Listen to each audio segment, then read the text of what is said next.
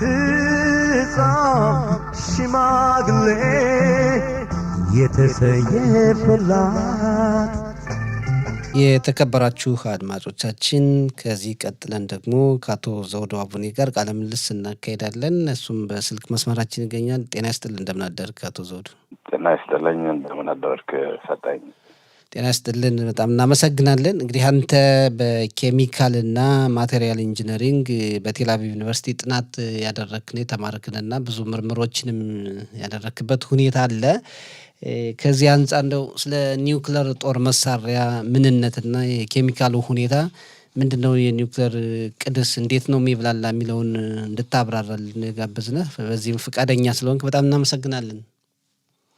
እኔም ስለጋበዝከኝ አመሰግናለሁ።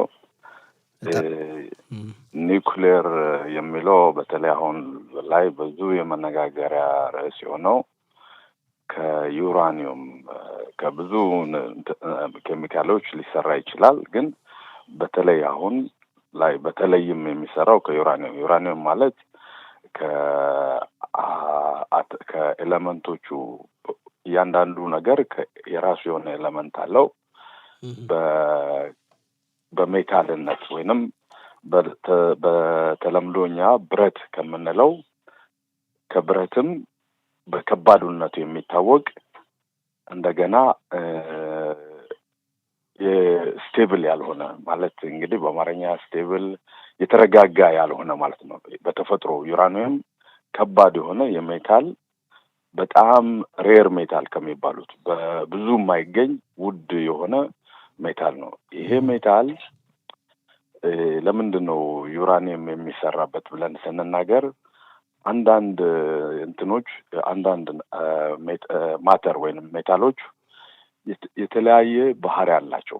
አሁን ለምሳሌ ዝም ብሎ በቀላል እንኳን በአማርኛ ብንጠቅሰው አንድ ፍጹም ተመሳሳይ አንድ አይነት የሆኑ ወንድማማቾች መንታ የሆኑ ወንድማማቾች ሆነው አንድ አይነት ባህሪ ይዘው ግን ትንሽ የተለያየ ባህሪ አላቸው። ዩራኒየም የሚባለው እንደዚህ ነው።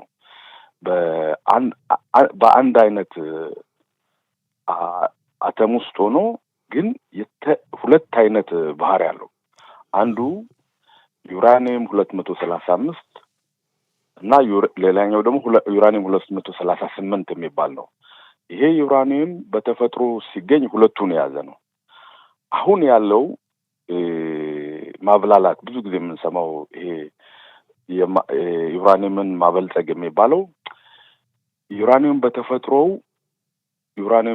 ተፈጥሯዊ ዩራኒየም ያለው 99.7% ይሄ ዩራኒየም 238 የሚባለው 0.7% ዩራኒየም 235 የሚባለው ነው።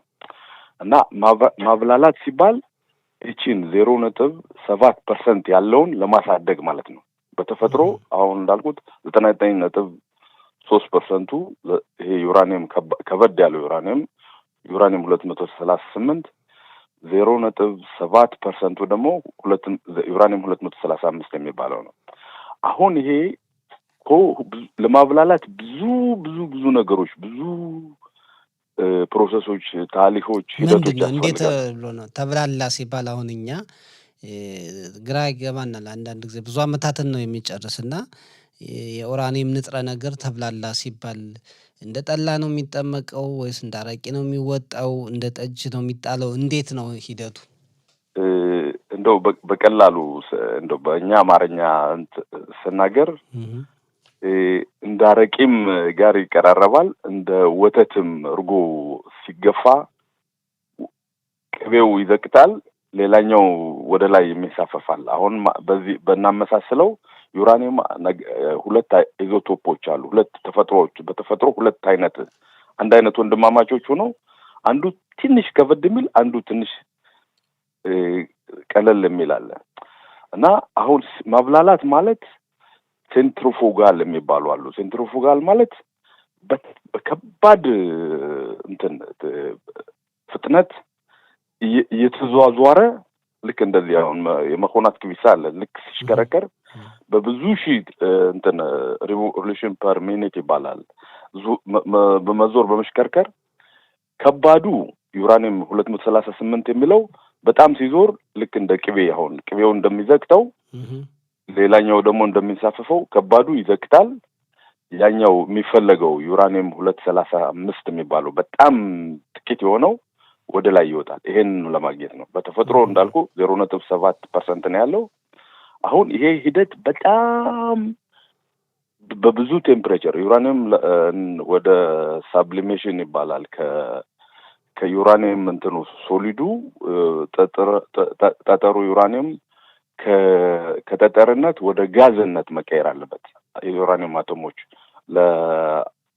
ለኢንሪች ለማሳደግ ያ ማለት ከፍተኛ የሆነ ዙሪያው በማግኔቲክ በቴምፕሬቸር ከፍተኛ የሆነ ቴምፕሬቸር ዩራኒየም በብዙ ቴምፕሬቸር ነው ወደ መትነን የሚጀምረው ከ1000 ዲግሪ ሴንቲግሬድ በላይ።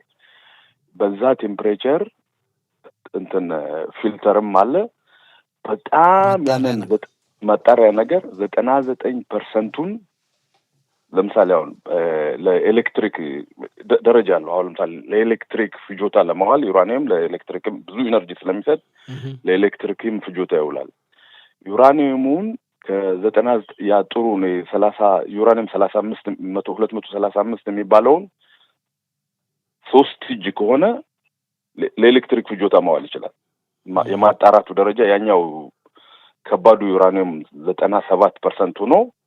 ያኛው የምንፈልገው ዩራኒየም 3 እጅ ከተጣራ ተንሳፎ ከወጣ ከዚህ በኋላ ትልቅ የኤሌክትሪክ ፍጆታ መሆን ይችላል። ግን ለኒውክሌር መዋያ ለማድረግ ካስፈለገ ከ90% በላይ ያ ዩራኒየም 235 የሚባለው 90% ያኛው ደግሞ ዩራኒየም 238 የሚባለው 10% መሆን አለበት። ይሄ በጣም ብዙ ታሪክ ብዙ የማጣራት ሂደቶችን የሚጠይቅ ነው። ጋም የሴትአፕ የምናደርገው ስናጣራ ማንኛውንም እንደዚህ በዚህ ታሪክ ዩራኒየም ብቻ ሳይሆን ማንኛውንም ነገር በኬሚካል የሆነ ነገር ሲጣራ ብዙ የሴትአፕ ፕሮሲጀሮች አሉ። በጣም የተወሳሰቡ ዩራኒየም ደግሞ በጣም እጅግ የተወሳሰበ ነው። ያን ደረጃ ለዛ ነው አሁን ብዙ አመታት የሚጨርሰው እና የኒውክሌር ጦር መሳሪያ የሚሆነው እና ለምንድን ነው ይሄ አሁን ስንሰማው እንግዲህ መጀመሪያ ያው አሜሪካ እንደተጠቀመችበት ነው በሁለተኛ ዓለም ጦርነት መጨረሻ በናጋሳኪ እና ሂሮሺማ እንዴት ነው ብዙ የጦር መሳሪያ ሆኖ በጅምላ ህዝብን የሚጨርሰው? የጦር መሳሪያ ይሄ ኤሌመንት ፊውዥን ይባላል። አሁን እንዳልኩት ይሄን ዩራኒየም 235 ከ90% በላይ ከደረሰ በኋላ አሁን እንዳልከው በሁለተኛው ዓለም ጦርነት ከ200,000 ሰው በላይ እንዲጨርስ ያደረገው የመጀመሪያው 2 ሙከራ ነው የተደረገው በሂሮሺማ እና በናጋሳኪ። የመጀመሪያው በሂሮሺማ የተጣለው እና አይንሽታይን በዛን ጊዜ ከዛም በፊት ይሄ ቲዮሪ ይታወቅ ነበር። ግን አይንሽታይን አሁን ብዙዎቹ የሚታወቁት ሪላቲቪቲ ቲዮሪ የሚባለው ኢነርጂን ማንኛውም አቶም የሆነ ነገር ሲከፈል ውስጡ በጣም አቶም ማለት በጣም የመጨረሻው ትንሽ የሆነ ነገር ነው። ያ ነገር በተፈጥሮዊ ባልሆነ ነገር ሲከፈል ከፍተኛ ፍንዳታ ነው የሚፈጥረው። አሁን ለምሳሌ በቀላሉ እንኳን ለማስረዳት ይሄ አሁን ከአሜሪካኖች ወደ ይሄን እንትን ለመደርመስ ትልቁን ቦምብ የጣሉት ማንኛውም ፍንዳታ ማንኛውም ክብደት በኪሎግራም እንደሚለካው ፍንዳታ በቲኤንቲ የሚባል ዩኒት ነው የሚለካው። ይሄ ማለት ማንኛውም ፍንዳታ የሚያፈነዱ ተራራዎቹን ለማፍረስ፣ ታንክን ለመበተን፣ መኪናን ለማፈንዳት ቲኤንቲ የሚባሉ ዩኒቶች አሉ። አሁን ይሄ ዩራኒየም የሚባለው አተሙን ፊውዥን ሲበተን ይሄ የጽብ ያልሆነው ያልተረጋጋው እንትን ሲበተን በሚሊዮን የሚቆጠር ቲኤንቲ ነው እንትን የሚለው። ለምሳሌ አሁን በሂሮሺማ የነበረው 15 ኪሎ ቶን ቲኤንቲ ነው። ያንን ያህል እንግዲህ እስካሁን ድረስ ያለው የዛ ሰበብ ብዙ ሲፈነዳ ቢኒያኖቹን አመድ ነው የሚያደርጋቸው። ቴምፕሬቸሩ ሙቀቱ በጣም በጣም በጣም እጅግ ከፀሐይ ሙቀት ጋር የተመሳሰለ ነው። 4000 ዲግሪ ሴንቲግሬድ ማለት አቃጥሎ ይጥላል በአንድ ጊዜ የሚያመጣው። ከዛ ቀጥሎ ደግሞ ከሌሎች አሁን ከቦምቦች የሚለየው ይሄ ኒውክሌር ቦምብ እሳት ይተፋል። እንደዚህ ትልቅ ኢነርጂ ነው የሚተፋው። የሚያፈራርስ ኃይል አለው። እንደገና ትልቅ እሳት ኪሎ ህንጻዎቹን ብረቶቹን በአንድ ጊዜ አመድ የሚያደርግ።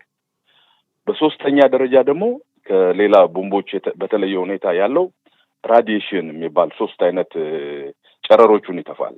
አልፋ፣ ቤታ፣ ጋማ የሚባሉ አሉ። እነዚህ ኤሌክትሮኖቹ በኃይል ሲለቀቁ ትልልቅ እነዚህን አደገኛ የሆኑትን ለጤናም ሰበብ የሚሆኑትን ራዲዬሽኖቹን ይተፋል። አሁን እነዚህ ራዲዬሽኖች በተለይ ይሄ ጋማ የሚባለው ከመሬት አይለቅም። አንድ ጊዜ በኒውክሌር እንትን ከተለቀቀ በኋላ መሬቱን ራሱ ለማዳን ያስቸግራል። ለዛ ነው አሁን በዚህ በጃፓን ከተሞች የተጣለው አሁንም አካባቢ በዛ አካባቢ ችግር የሚፈጥረውና ትውልድም ራሱ እንዳይኖር እንደገናም ደግሞ ፍጥረታት እንዳይኖሩ የሚያደርገው ለዛ ነው። ልክ ነው። በዛ 80 ዓመት ሆኗል። አሁን ያ አካባቢ ብዙ ይሄን እንትን ለማዳን ብዙ እጽዋቶች ይተከላሉ። ብዙ እንደ ስንዴ ምናምን የመሰሉ ነገሮች ይተከሉና ያድጋሉ። በዛ አይነት እንዲድን ተብሎ ስለሚታመን ግን አሁንም ድረስ ያን ነገር ለሙከራ እየተደረገ የቤት እንስሳዎች ሲበሉት ያ ክሪና በቤት እንስሳዎች እንኳን ከስንዴው ከ80 ዓመት በኋላ ርቆ ያለው እንኳን ከስንዴው ወደ ቤት እንስሳዎች ያን አደገኛ የሆነ ጋማ የሚባለው ክሪና በሰውነታችን ውስጥ ካንሰር፣ የተለያዩ ቁስለቶችን የሚያደርሱ ይገኛል እና በጣም በጣም በጣም አደገኛ የሆነ ነው። ዋው! ለዚህ ነው እንግዲህ በዓለም እንደዚህ አይነት የጦር መሳሪያዎች እንዳይሰሩ የሚከለከለው። በዚህም እና ዓለምን በጣም አሁን በተለይ ደግሞ የዛን ጊዜ በጣም ወደ ኋላ የቀረ ነው። የዛሬ 80 ዓመት በሁለተኛው ዓለም ጦርነት የነበረው በጣም ጥቂት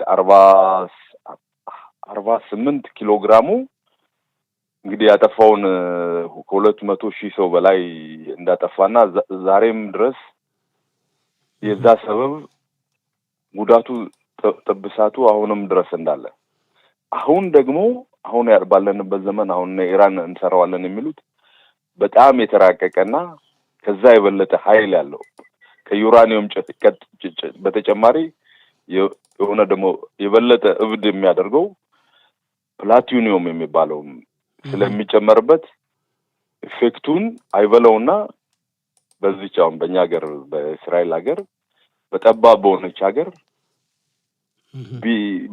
በእነሱ እጅ ቢሆንና ይሄ ነገር ቢደርስ ጥፋቱ ከባድ